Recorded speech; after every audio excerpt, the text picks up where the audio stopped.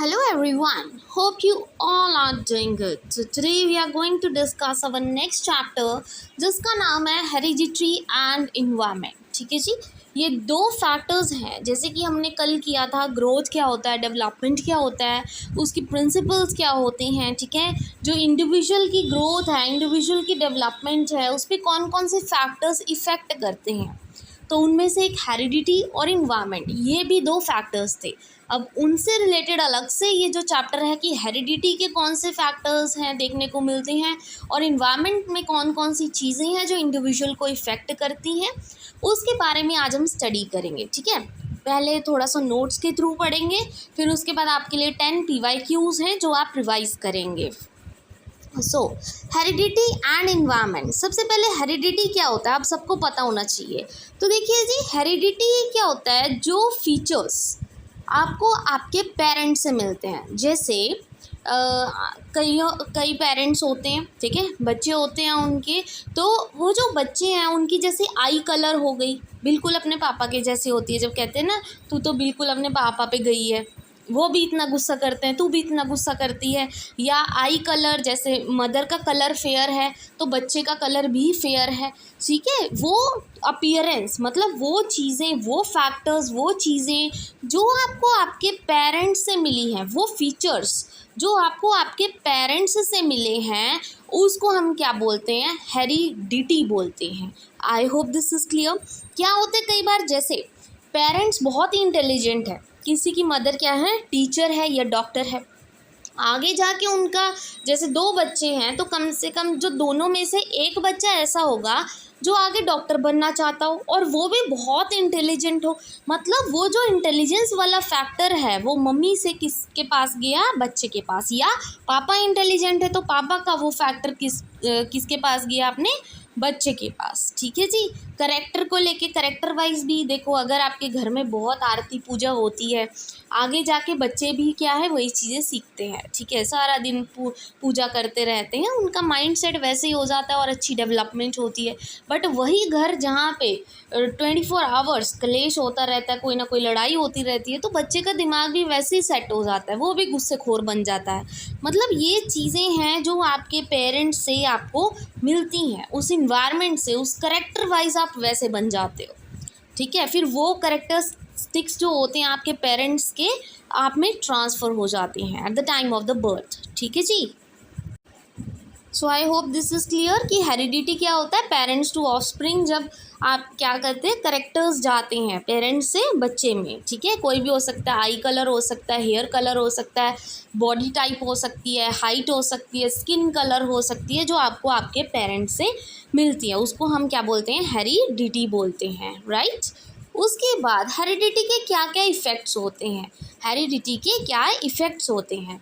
सबसे पहला, on physical characteristics की, मतलब जो आपके पेरेंट्स के जो फिज़िकल करेक्टरिस्टिक्स है, जैसे आई कलर हो गया, उनकी स्किन का कलर हो गया, वो क्या है पेरेंट्स से बच्चे में जाते हैं। फिर सेकंड चीज़ क्या होती है, इंटेलिजेंस, वो भी क्या है पेरेंट्स से बच्चे में जाते हैं। ठीक है, करेक्टर वाइज भी क्या है, पेरेंट्स से बच्चे में ट्रांसफरेंस होती है। आई होप दिस इज़ क्लियर।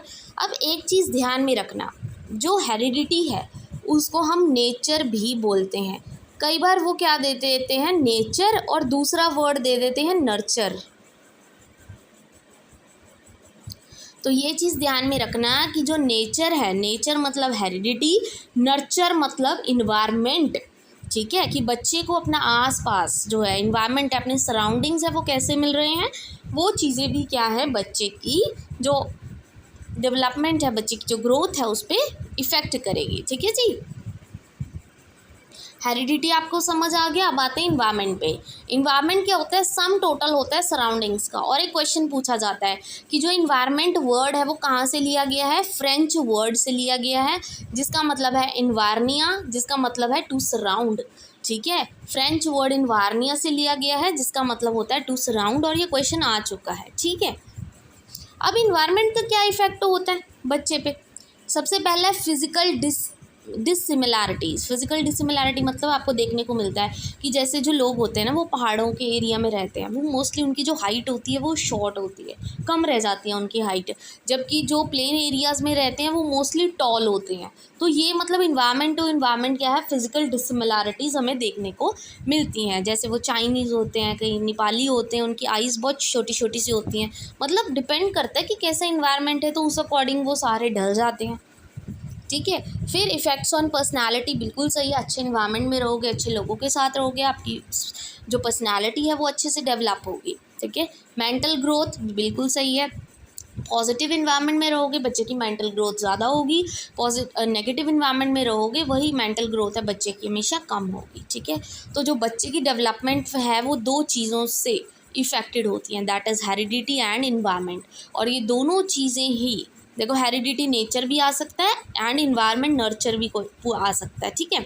तो पता होना चाहिए। तो दोनों ही जो चीज़ें हैं ना, हेरिडिटी और इन्वायरमेंट, बच्चे की डेवलपमेंट में इफ़ेक्ट करती हैं। ठीक है। बस ये छोटी सी बात आपको समझनी थी, सिंपल सी बात है।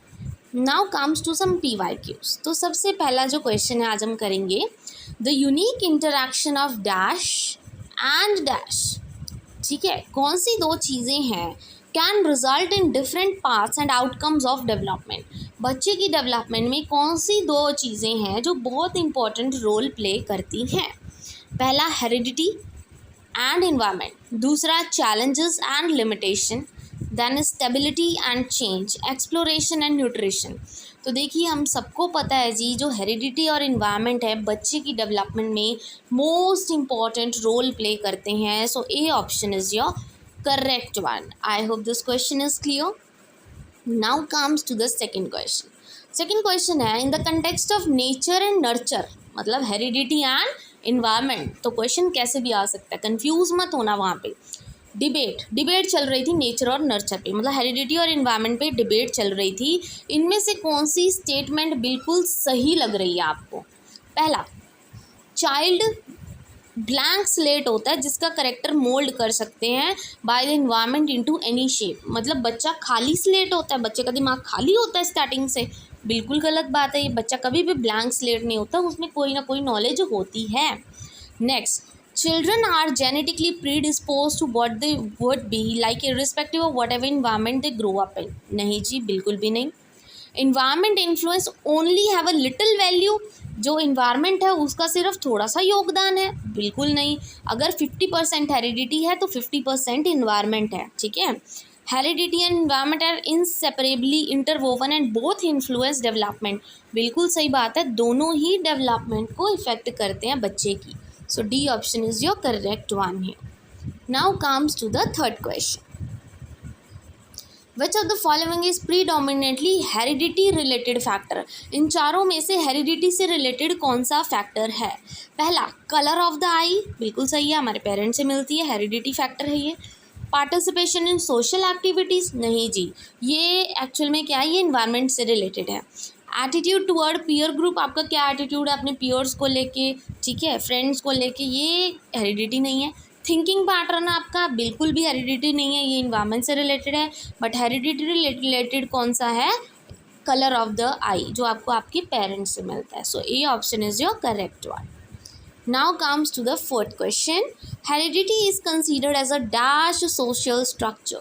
Heredity कौन सा social structure है, सेकेंडरी नहीं जी, सेकेंडरी स्कूल में आ जाता है, वो इन्वायरमेंट होती है। हेरिडिटी की बात की गई है, डायनामिक मतलब चेंज होता रहता है, इन्वायरमेंट चेंज होता है। प्राइमरी बिल्कुल नहीं, हेरिडिटी होती है स्टैटिक, हमेशा जो आपके पेरेंट्स में कैरेक्टरिस्टिक्स हैं वो आप में आएंगे ही आएंगे। ठीक है, चाहे थोड़े आएँ चाहे बहुत आएँ, चाहे आपके फादर मदर में कोई भी कैरेक्टरिस्टिक्स हैं, दोनों के मिक्स आप में कैरेक्टरिस्टिक्स आएँ, बट वो आएंगे, स्टैटिक होते हैं, इसको आप चेंज नहीं कर सकते। ऐसा नहीं है कि आपने इन्वायरमेंट चेंज कर लिया, घर कहीं और ट्रांसफ़र कर लिया, जहाँ की कोई ट्रांसफ़र हो गई आपकी, तो बिल्कुल ही वो जो फीचर्स हैं पेरेंट्स के वो नहीं रहेंगे, ऐसा कुछ नहीं होता, वो ये स्टैटिक होता है। स्टैटिक मतलब एट रेस्ट होता है, इसको आप चेंज नहीं कर सकते। I hope this question is also clear. Now comes to the fifth question. A child learns properly in an environment which, एक जो बच्चा है वो कैसे इन्वायरमेंट में जल्दी सीख सकता है। पहला, gives due weightage to emotion and experience of a child. ठीक है जी, जहाँ पे बच्चे की इमोशंस को रिस्पेक्ट की जाए, उसके एक्सपीरियंसेस की रिस्पेक्ट की जाए, बिल्कुल सही है। Give ample space to play, सिर्फ खेलते रहो नहीं जी। प्रमोट स्ट्रिक्ट डिसिप्लिन, सिर्फ डिसिप्लिन बना के रखना। Give opportunity to make friends, ये बच्चा लर्न थोड़ी कर रहा है, लर्न तो वहाँ करता है बच्चा ज़्यादा अच्छे से जहाँ पे उसके इमोशंस की रिस्पेक्ट हो, कदर हो, एक्सपीरियंसेस की कदर हो। ठीक है जी।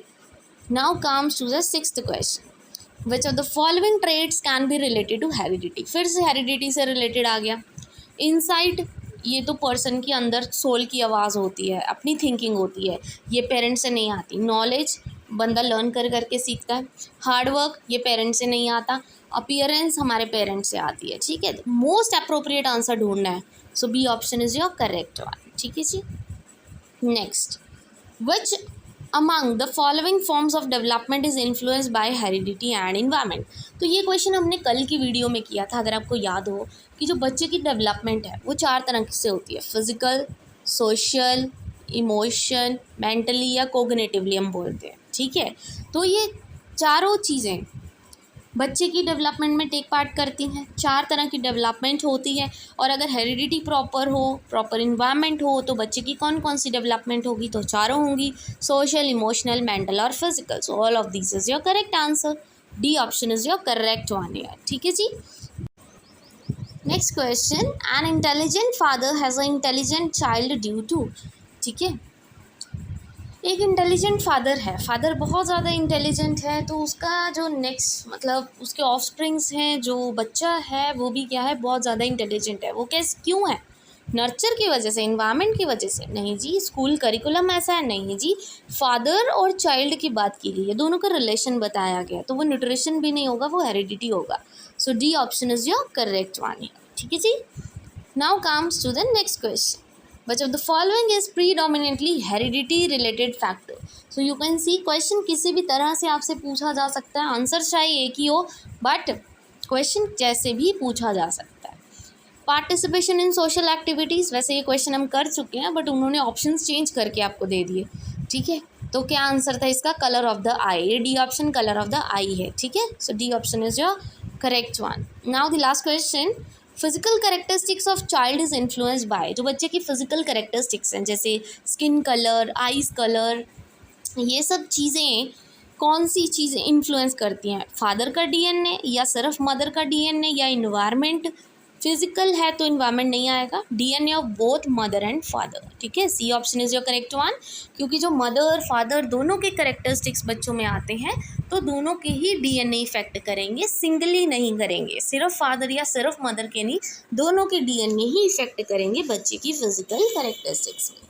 ठीक है जी, I hope this is clear. So these are some questions related to heredity and environment, and I hope आज की जो वीडियो आपके लिए यूज़फुल रही हो और आपको ये कंसेप्ट क्लियर हो गया होगा हेरिडिटी एंड एनवायरनमेंट का। अगर आपको वीडियो अच्छी लगी हो, यूज़फुल लगी हो, अंडरस्टैंडेबल हो, then please don't forget to like and subscribe my channel. Thank you very much.